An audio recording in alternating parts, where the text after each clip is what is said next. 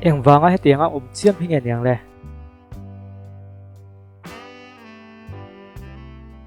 ole ahun le mun hi khria da thukop maya mi mulaya in kwa de urang te in zui de urang te amoi lo dan chu hetiang de u hi ni ome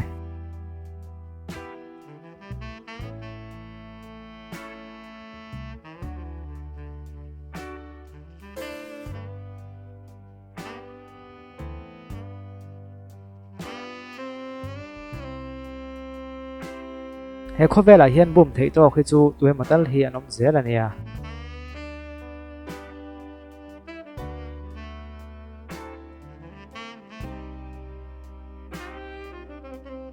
hetiang ang tur chi kha imna khian zinga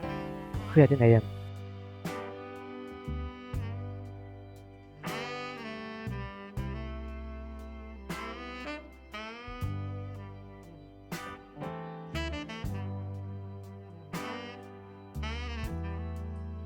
hei hi I pasal tuang ni ta se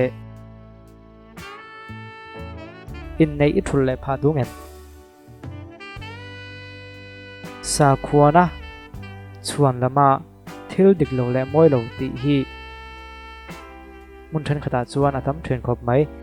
sa khuana lam pang ko ngam manga thil moi lo le dik lo po sei siang ngam lo pal liam zel mai hi kan ni ve lo mo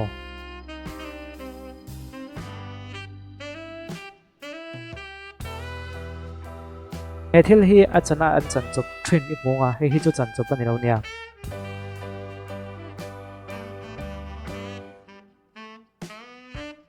ole hi mun de min an la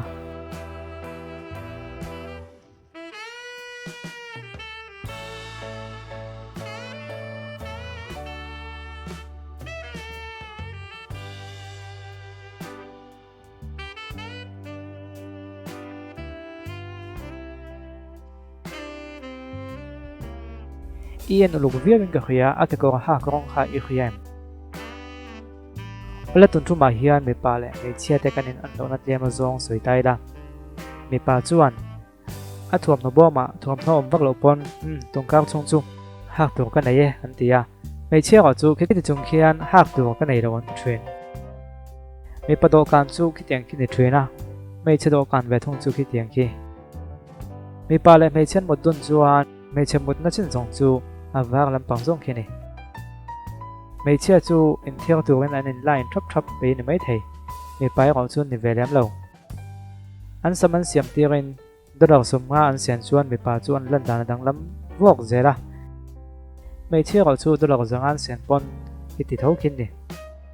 mấy bài na rong cần khuyết giặt lệ mấy chia na rong cần khuyết giặt chú cái tiền kia anh này mấy chia in anh chuan à thế lúc một chú khi này à mi pai na en ve ga chuan a thil mu chu hei hi ni ole ka ti zong khutun tu ma kan en thei chu ni ya video danga kan in pulai vek don ya